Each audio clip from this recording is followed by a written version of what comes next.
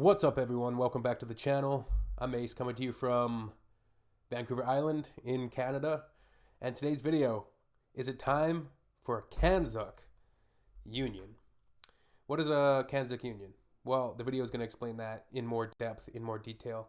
But at its basics, union, a partnership between Canada, United Kingdom, Australia, and New Zealand. Just right off the bat, it sounds great. It sounds bloody fantastic. I feel that these four countries, our four countries, if you're watching, share the same values, and don't share the same. The U.S. has shown their true colors. I think Trump has kind of brought those to the fore, and Canadians don't like Trump for as much as there'll be certain, what have they been calling them? Maple MAGA, saying that that there's a percentage of Canadians that agrees to become the 51st state. Like, it's all BS. Canada will never be the 51st state. We don't want anything to do with the U.S. The U.S. just doesn't share the same values. Obviously, it's clear. There's millions of people in the U.S. that do. There's a big percentage of them that are great, great, great, great people. I love the Americans, but the government right now is just a gong show. Let's get into the video, and let's get into the details of this one. Sounds interesting. Is a proposed diplomatic union between Canada, Australia, New Zealand and the United Kingdom that, while swirling around the political ecosystems of these countries for many years, has begun to gather a lot of momentum in recent weeks, particularly as a direct consequence of the brazen actions of the current US administration under President Donald Trump, Because Trump is like a bull in a china shop, man. He's a bull in a china shop. He doesn't have a humble bone in his body. And he definitely doesn't have a diplomatic bone in his body.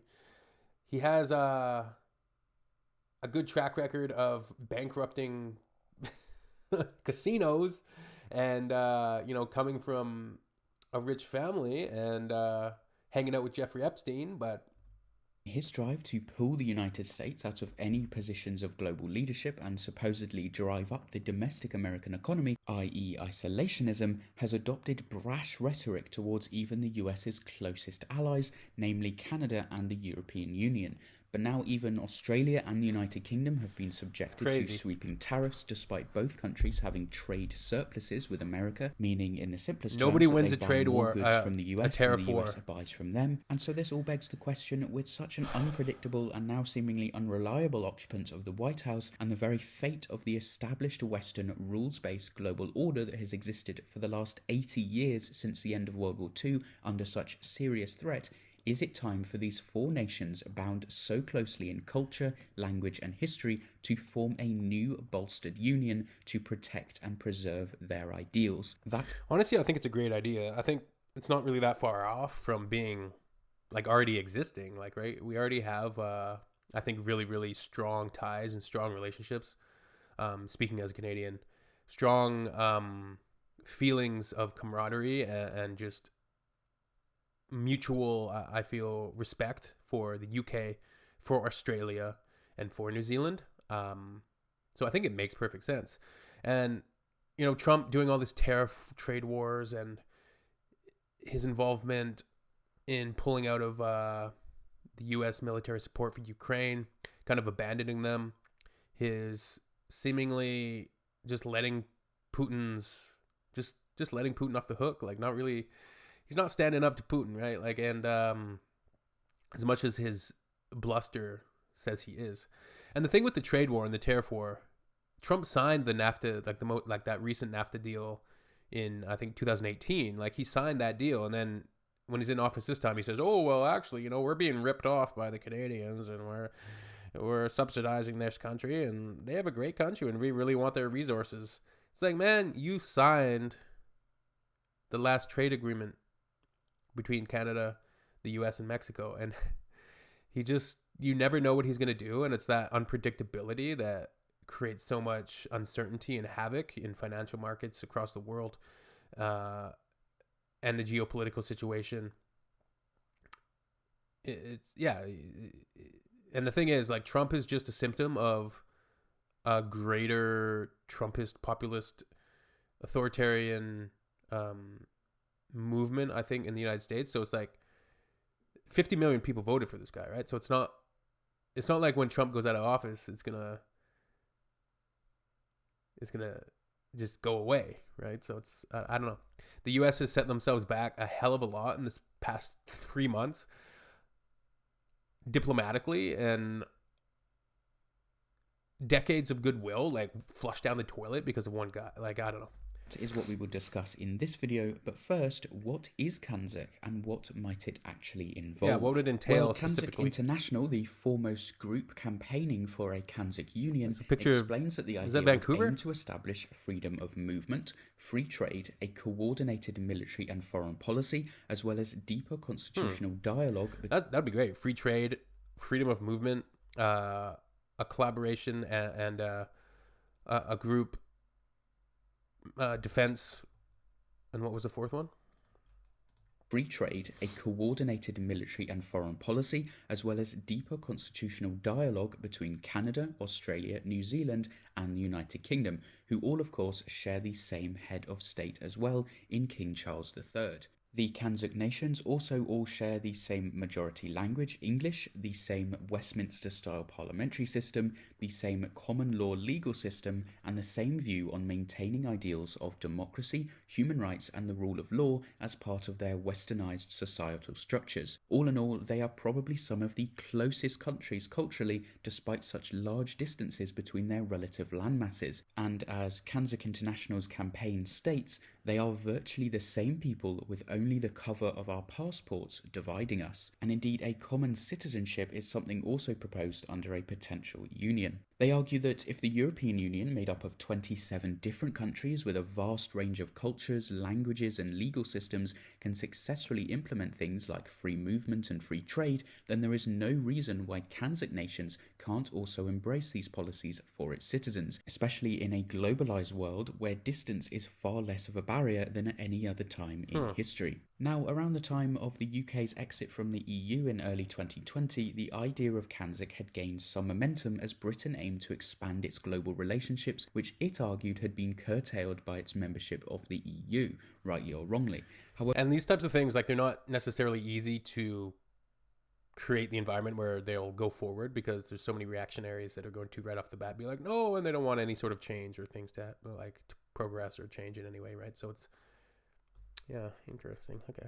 However, over the past 5 years, this momentum had seemingly slowed, especially after the economic shocks of the COVID pandemic and the war in Ukraine. But as countries continue to emerge and adapt to those setbacks, and now as the United States increasingly adopts a hostile approach to its trading relationships, even to its very closest of allies, this shift has led to a reinvigoration of the CANZUK movement, and particularly in Canada, which might prove to be the country that could grasp this potential new alliance and drive it forward. The introduction of wide-ranging tariffs will indeed have a profound effect on the Canadian economy, as it will the American economy. The US accounts for about 75% of Canada's exports, and unlike what you might hear, this is not the US subsidizing Canada. That is wrong rhetoric. Americans essentially just love buying Canadian goods. Sectors like Canadian agriculture, automotive industries, and manufacturing industries stand to suffer the most, as they are deeply integrated into US supply. Essentially, Trump's rhetoric is baseless and not formed in any sort of logic. So, par for the course for Trump. Yeah, like his rhetoric is idiotic and totally unprovoked, right? That's, I think, why Canadians are so united and, frankly, pissed off. Canadians are polite, but we're going to fight. Chains, with the Canadian Chamber of Commerce estimating the tariffs could shrink Canada's GDP by 2.6%. All this is to say, as James Skinner, the founder and chief executive of CANZUK International, writes, Canada will now see the diversification of its trade partnerships as a necessity to ensure economic stability, previously an unthinkable betrayal from one of its closest allies. And unsurprisingly, a deepened isolationist US can sink into the abyss. And yeah, it sounds like a great idea. We can move forward, find other trading partners that share common values together, and Yeah. Relationship with CANZUK countries is a popular way of Canada doing so, and having such close ties with these countries could inevitably facilitate smoother trade and investment flows, especially as the four nations could leverage this synergy to create a more integrated economic space, reducing their dependency on any single market. The UK, for example, which currently has tried to position itself as a middle way, trying to balance relations with the US and the EU, is in nonetheless a precarious position, and having a third option of a strong CANZUK free market would no doubt be beneficial, with some caveats to protect certain UK sectors, I'm sure. But these are conversations that I can see being fairly swiftly resolved given the common language and respect between these countries. But CANZUK is not just about free trade, it also has a strong strategic, military and intelligence aspect. The current global situation, with an American administration that seemingly wants to retreat from its positions of global leadership for no apparent reason, ceding its position as global hegemon even quicker and allowing China to appear as a more reasonable actor, something which seems unthinkable to European allies, especially the threats against the NATO alliance, and dismissing the idea of Article 5, which has only ever been triggered once after 9/11 and saw dozens of countries coming to America's aid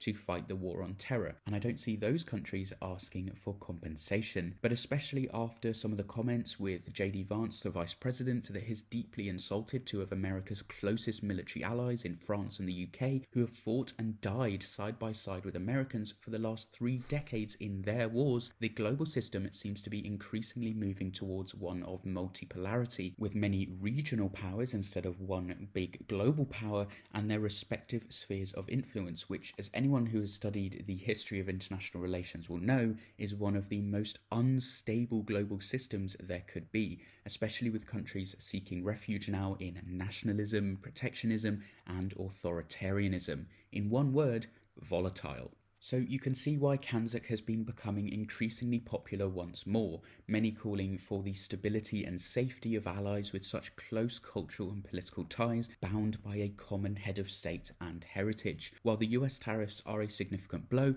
they also serve as a reminder of the importance of robust, diversified international relations, and I think we are at a crucial turning point in history, both for the 4 CANZUK nations, but also for the Western global order, which is indeed under so much threat, essentially from within. After all, whatever you think of Henry Kissinger, he was right in the fact that it is dangerous to be America's enemy, but to be America's friend is fatal. If unpredictability, instability and betrayal is to be the norm in the US's relations with its partners, the time for CANZUK is now. Canada, Australia, New Zealand and the UK. Yeah, it's true. I think Trump has made it pretty clear, like, they can't be relied upon as an ally, right? So,